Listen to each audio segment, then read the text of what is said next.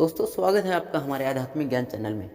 तो दोस्तों लेकर आए हैं आपके लिए गंगा जन्म की कथा भाग 2। दोस्तों जब महाराज सागर को बहुत दिनों तक अपने पुत्र की सूचना नहीं मिली तो उन्होंने अपने तेजस्वी पुत्र अंशुमान को अपने पुत्रों तथा घोड़े का पता लगाने के लिए आदेश दिया। वीर अंशुमान शास्त्रों से सुसज्जित होकर उसी मार्ग से पाताल की ओर चल पड़ा जिसे उसके चाचाओं ने बनाया था। मार्ग में जो भी पूजनीय ऋषि मिले उनका यथोचित सम्मान करके अपने लक्ष्य के विषय में पूछता हुआ उस स्थान तक पहुंच गया जहां पर उसके चाचाओं के भस्मीभूत शरीरों की राख पड़ी थी और पास ही यज्ञ का घोड़ा चल रहा था। अपने चाचाओं के भस्मीभूत शरीरों को देखकर उसे बहुत दुख हुआ। उसने उनका तर्पण करने के लिए जलाशय की खोज की किंतु उसे कहीं जलाशय दिखाई नहीं पड़ा। तभी उसकी दृष्टि अपने चाचाओं के मामा गरुड़ पर पड़ी। उन्हें सादर प्रणाम करके अंशुमान ने पूछा कि बाबा जी मैं इनका तर्पण कहाँ करूं? पास में यदि कोई सरोवर हो तो कृपया करके उसका पता बताएं। यदि आप इनकी मृत्यु के विषय में कुछ जानते हैं तो वह भी मुझे बताने की कृपा करें। गरुड़ जी ने बताया कि किस प्रकार उसके चाचाओं ने कपिल मुनि के साथ उदंड व्यवहार किया था जिसके कारण कपिल मुनि ने उन सबको भस्म कर दिया। इसके पश्चात गरुड़ जी ने अंशुमान से कहा कि ये सब अलौकिक शक्ति वाले दिव्य पुरुष के द्वारा भस्म किए गए हैं, अतः लौकिक जल से ही तर्पण करके इनका उद्धार नहीं होगा। केवल हिमालय की ज्येष्ठ पुत्री गंगा के जल से ही तर्पण करने पर इनका उद्धार संभव है। अब तुम घोड़े को लेकर वापस चले जाओ जिससे कि तुम्हारे पितामह का यज्ञ पूर्ण हो सके। गरुड़ जी की आज्ञा अनुसार अंशुमान वापस अयोध्या पहुंचे और अपने पिता मह को सारा वृतांत सुनाया। महाराज सागर ने दुखी मन से यज्ञ पूरा किया। वे अपने पुत्रों को उद्धार करने के लिए गंगा को पृथ्वी पर लाना चाहते थे पर ऐसा करने के लिए उन्हें कोई भी युक्ति न सूझी। थोड़ा रुककर ऋषि विश्वामित्र ने कहा, महाराज सागर के देहांत के पश्चात अंशुमान बड़ी न्याय प्रियता के साथ शासन करने लगे।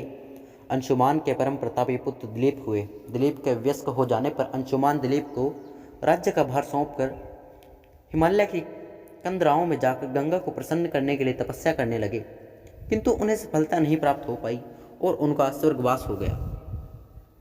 इधर जब राजा दिलीप का धर्मनिष्ठ पुत्र भगीरथ बड़ा हुआ तो उस राज्य का भार सौंपकर दिलीप भी गंगा को पृथ्वी पर लाने के लिए तपस्या करने चले गए पर उन्हें भी वांछित फल नहीं मिला। भागीरथ बड़े प्रजावत्स नरेश थे किंतु उनकी कोई संतान नहीं हुई। इस पर वे अपने राज्य का भार मंत्री को सौंपकर स्वयं गंगा वातन के लिए गोकर्ण नामक तीर्थ पर जाकर कठोर तपस्या करने लगे। उनकी अभूतपूर्व तपस्या से प्रसन्न होकर ब्रह्मा जी ने उन्हें वर मांगने के लिए कहा। भगीरथ ने ब्रह्मा जी से कहा कि हे प्रभु, यदि आप मुझ पर प्रसन्न हैं तो मुझे यह वर दीजिए कि सागर के पुत्रों को मेरे प्रयत्नों से गंगा का जल प्राप्त हो जिससे कि उनका उद्धार हो सके। इसके अतिरिक्त मुझे संतान प्राप्ति का भी वर दीजिए ताकि इक्ष्वाकु वंश नष्ट न हो। ब्रह्मा जी ने कहा कि संतान का तेरा मनोरथ शीघ्र ही पूर्ण होगा किंतु तुम्हारे मांगे गए प्रथम वरदान को देने में कठिनाई यह है कि जब गंगा जी के वेग साथ पृथ्वी पर अवतरित होगी तो उनके वेग को पृथ्वी संभाल नहीं सकेगी। गंगा जी के वेग को संभालने की क्षमता महादेव जी के अतिरिक्त किसी में भी नहीं है। इसके लिए तुम्हें महादेव जी को प्रसन्न करना होगा। इतना कहकर ब्रह्मा जी अपने लोक को चले गए। भगीरथ ने साहस नहीं छोड़ा। वे 1 वर्ष तक पैर के अंगूठे के सहारे खड़े होकर महादेव जी की तपस्या करते रहे। केवल वायु के अतिरिक्त उन्होंने किसी अन्य वस्तु का भक्षण नहीं किया। अंत में इस महान भक्ति से प्रसन्न होकर महादेव जी ने भगीरथ को दर्शन देकर कहा कि हे भक्त श्रेष्ठ, हम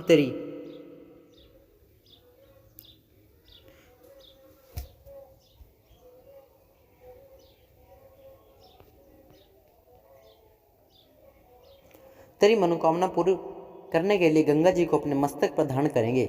इसकी सूचना पाकर विवश होकर गंगा जी को सुरलोक का परित्याग करना पड़ा। उस समय वे सुरलोक से कहीं जाना नहीं चाहती थी, इसलिए वे यह विचार करके कि मैं अपने प्रचंड वेग से शिवजी को बहाकर पाताल लोक ले जाऊंगी, वे भयानक वेग से शिवजी के सिर पर अवतरित हुई। गंगा के इस वेगपूर्ण अवतरण से उनका अहंकार शिवजी से छुपा न रहा। महादेव जी ने गंगा की वेगवती धाराओं को अपने जटाजूट में उलझा लिया। गंगा जी अपने समस्त प्रयत्नों के बाद भी महादेव जी के जटाओं से बाहर न निकल सकी। गंगा जी को इस प्रकार शिव जी की जटाओं में विलीन होते देख भगीरथ ने फिर शंकर जी की तपस्या की। भगीरथ के इस तपस्या से प्रसन्न होकर भगवान शंकर ने गंगा जी को हिमालय पर्वत पर स्थित बिंदुसर में छोड़ा। छूटते ही गंगा जी 7 धाराओं में बट गई। गंगा जी की 3 धाराएं राधनी, पावनी और नलिनी पूर्व की ओर प्रवाहित हुई। सुचष्टु, सीता और सिंधु नाम की 3 धाराएं पश्चिम की ओर बही और 7वीं धारा महाराज भगीरथ के पीछे पीछे चली। जिधर जिधर भगीरथ जाते थे उधर उधर ही गंगा जी जाती थी। स्थान स्थान पर देव, यक्ष, किन्नर, ऋषि, मुनि आदि उनके स्वागत के लिए एकत्रित हो रहे थे। जो भी उस जल का स्पर्श करता था वह बाधाओं से मुक्त हो जाता था। चलते चलते गंगा जी उस स्थान पर पहुंची जहां ऋषि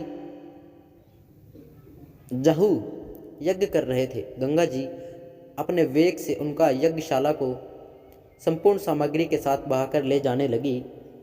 इससे ऋषि को बहुत क्रोध आया और उन्होंने क्रुद्ध होकर गंगा का सारा जल पी लिया। यह देखकर समस्त ऋषि मुनियों को बड़ा विस्मय हुआ और वे गंगा जी को मुक्त कराने के लिए उनकी स्तुति करने लगे। उनकी स्तुति से प्रसन्न होकर जहू ऋषि ने गंगा जी को अपने कानों से निकाल दिया और उन्हें अपनी पुत्री के रूप में स्वीकार कर लिया। तब से गंगा जाह्नवी कहलाने लगी। इसके पश्चात वे भगीरथ के पीछे चलते चलते समुद्र तक पहुंच गई और वहां से सागर के पुत्रों का उद्धार करने के लिए रसातल में चली गई।